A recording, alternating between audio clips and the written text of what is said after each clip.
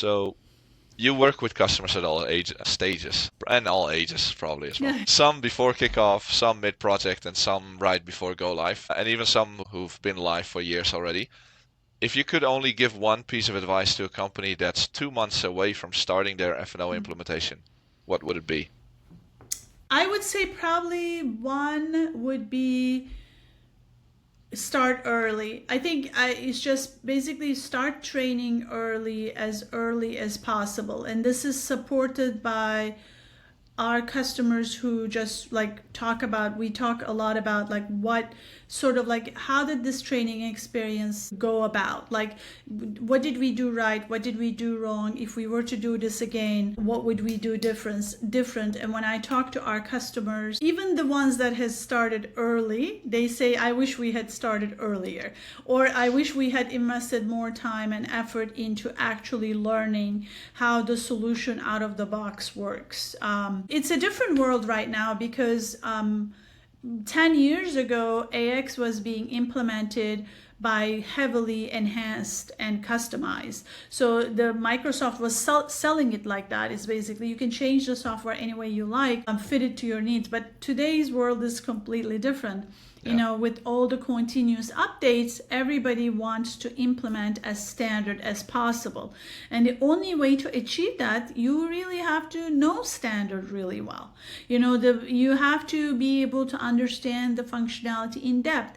Sometimes even repurpose a functionality that is not like exactly what you want, but maybe use it for a different purpose. All of that can only be achieved if you have a great understanding of what the software is capable for. I would say that's my number one. If I can have a second one in the list, You may. I may. I would say probably the second one is to have an internal training champion that advocates for training in every possible way during the implementation. It takes advantage of different activities, actions for the purpose of training. If there's a presentation that's going to happen, that person can record that presentation, split it into multiple videos, repurpose it, things like that. That training champion's purpose is really to look at every interaction, every scenario, every meeting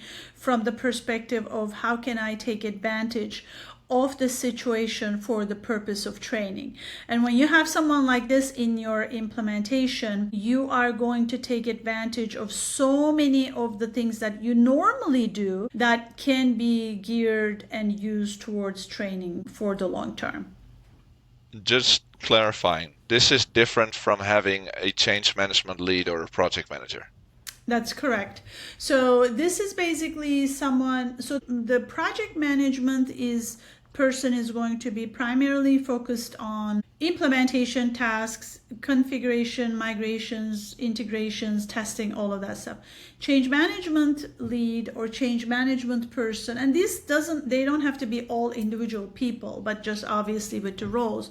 Change management person is going to make sure that all groups are a part of the adoption process and the different needs of different groups are met. Some are just basically they receive information about the project. They are not going to be heavily affected about the project, but different groups will need different type of training. Different groups will need different type of communication, and if there's a struggle with a particular group, you need to focus on that group to actually make sure that obstacles are removed, whatever those obstacles are, to make sure that their adoption is a success. So the change manager's role is more like making everything work together, just taking what's being implemented and seeping it through the organization. Now, if that requires more training, if that requires more meetings, if that requires more communication, some of that can be taken care of by the change manager,